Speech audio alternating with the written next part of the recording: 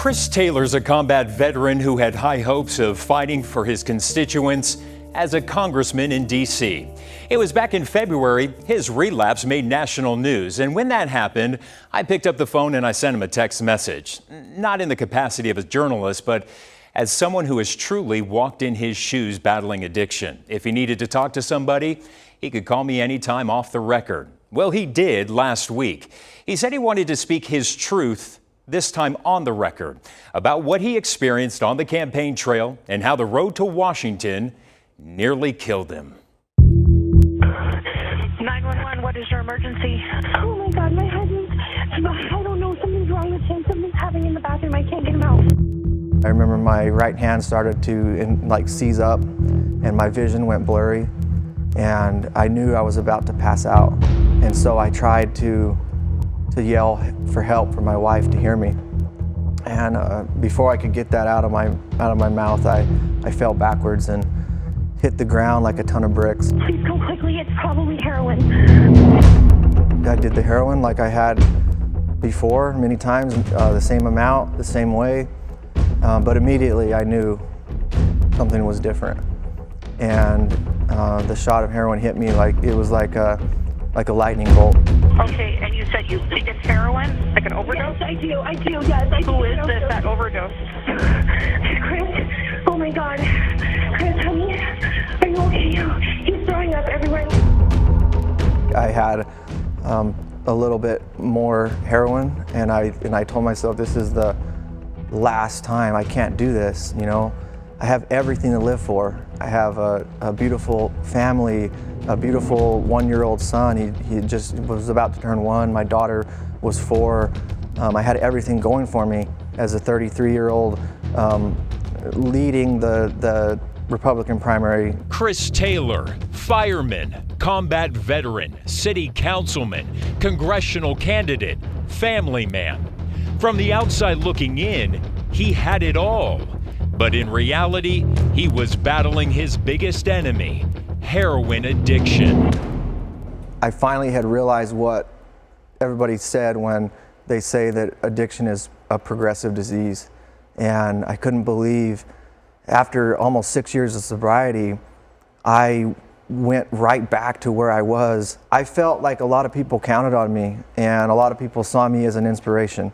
And so I tried to just do it on my own. You talk a lot about some of the pressures, the outside pressures, being somebody that a lot of addicts looked up to in your 6 years of sobriety leading up to that relapse. I know what that is like, and I know it's a lot of pressure. Now, the public reaches out to me via messages all the time, asking me for guidance, and I tell people all the time, please do not put me on a pedestal. I am just a guy trying to find my way in recovery and willing to help as many people as we can. I get those everyday pressures to be something for other people.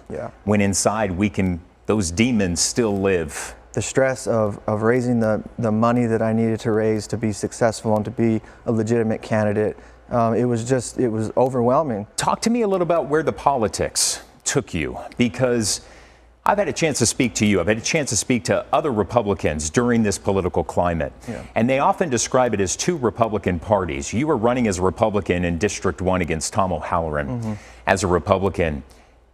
The Republican Party has been described to me as Trump's Republican Party and McCain's Republican Party. Where do you fit? How do you explain that? Everywhere I went on the campaign trail, they would say, well, you remind us of a young John McCain. Because of your religion, you remind us of a young Jeff Flake.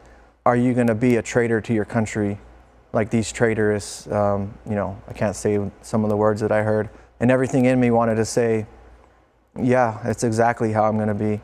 I'm going to be an independent thinker. He had attacked John McCain and said that he wasn't a hero, a war hero, because he was captured. And man, it hurt my soul. He's a war hero because he was captured. I like people that weren't captured, okay? I hate to tell you. Senator McCain spent 5 years in a POW camp. To the day he died, he couldn't lift his arms over his head because of the torture and abuse that he suffered. I can't fathom a commander-in-chief seeing soldiers like that. And that's one of the things that I could never come to terms with that.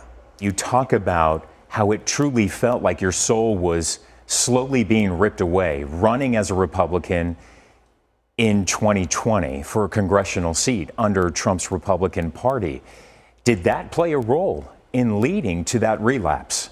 It definitely played a role. It definitely played a role. And it seemed like everything just changed overnight in 2016. Do you think somebody like you or me, somebody with an addiction past, somebody who's overcome addiction, when we're living our program, it's a program on integrity, it's a program on honesty, and when we do wrong, we immediately apologize and we make amends? Is that a place for anybody in Washington? It feels like we're at a place in society where saying I apologize for my behavior makes you look weak. Yeah. Can a recovered addict, without selling a piece of your soul or without feeling like you're selling a piece of your soul, can a recovered addict even be a politician? I would like to think so, yeah. Which is why I believe so many people supported me in my quest to get there. Everybody knows somebody who's dealing with addiction. There's so many families that are destroyed by it, and likewise, there's so many people that are courageous like yourself to come out and just speak openly and honestly about it. If you do run for politics, you're definitely going to have to break that stigma that addicts are trash, that addicts are loser, it's a waste of time. Yeah. How do you break through to that barrier? How do you convince people again that you, Chris Taylor, will not shoot up heroin again? I don't know if there's a future in politics for myself, but regardless, my mission before and my mission now is to do everything possible to break that stigma. It is very important to note that Chris says he takes full responsibility for his own actions, but he does tell me it's given him clarity, it's also given him purpose.